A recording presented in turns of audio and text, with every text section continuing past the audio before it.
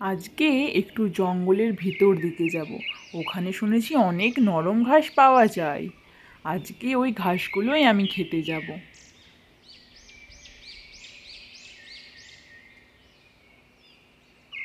উফ, মামার বাড়িতে আজকে নিমন্ত্রণ, আজকে যা খাবো না। তাড়াতাড়ি আমি মামার কাছে চলে যাই। আমার ভাগ্নেটা কি যে করে না, কখন থেকে ওর জন্য অপেক্ষা করছি, এখনো আসছে কি? বেলা তো বাড়তেই যায়, তাড়াতাড়ি খাবারটা তো খেতে হবে। কখন যে আসবে।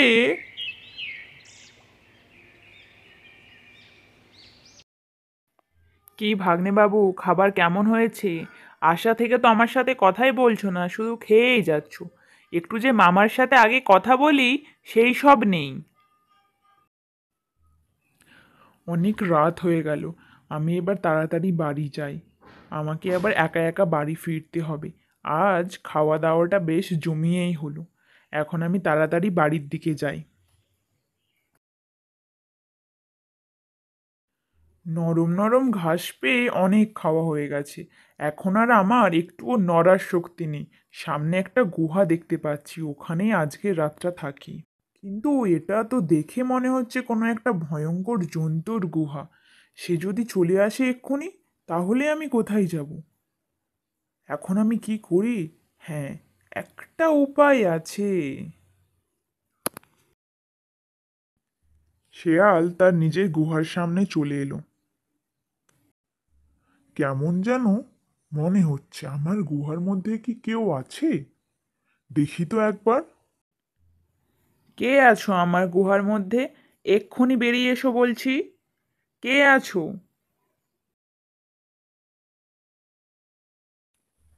তুই জানিস আমি কে? সিংহের মামা আমি নরহরি দাস। 40 বাঘে মোর এক এক গ্রাস। তুই এক্ষুনি ভিতরে আয়, আমি তোকে আজকেই খাবো, তোর ঘাড়টাকে মটকিয়ে আমি খাবো, আমার অনেক খিদে পেয়েছে।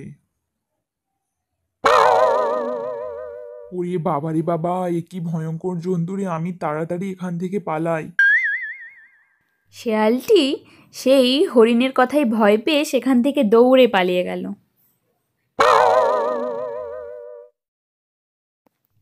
শেয়াল তার বাঘমামার কাছে যেয়ে সব ঘটনা খুলে বলল। কি ভাগ্নে, এ তুমি কি বলছো? চলো তো দেখি, কার এত বড় স্পর্ধা। শেয়াল বাঘের পেছন পেছন যেতে লাগলো। মামা, আমার কিন্তু খুব ভয় করছে। আমি কিন্তু ওর সাথে কথা বলতে পারবো না। তুমি কিন্তু ওর সাথে কথা বলবে। আরে ভাগ্নে, তুমি শুধু শুধু ভয় পাচ্ছ। তুমি না আমার ভাগ্নে। চলো আমার সাথে, একদম ভয় পাবে না, আমি তো যাচ্ছি তোমার সাথে। কে তুই? আর তোর এত সাহস হয় কি করে আমার ভাগ্নের গুহায় আশ্রয় নেওয়ার? এবং তুই আবার ওকে ভয়ও দেখিয়েছিস। তুই এক্ষুনি বেরিয়ে আয় বলছি। দেখি তোর কত সাহস। বাঘ গুহার বাইরে চিৎকার করতে লাগলো।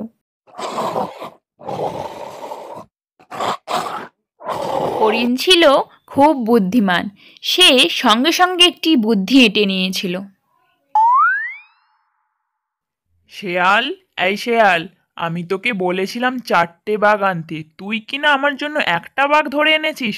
দাঁড়া, তোর আজকে রক্ষে নেই। এই কথা শোনা মাত্রই বাঘ সেখান থেকে লাফিয়ে পালিয়ে গেল। ও মামা, মামা তুমি কোথায় যাচ্ছো? আমার জন্য দাঁড়াও।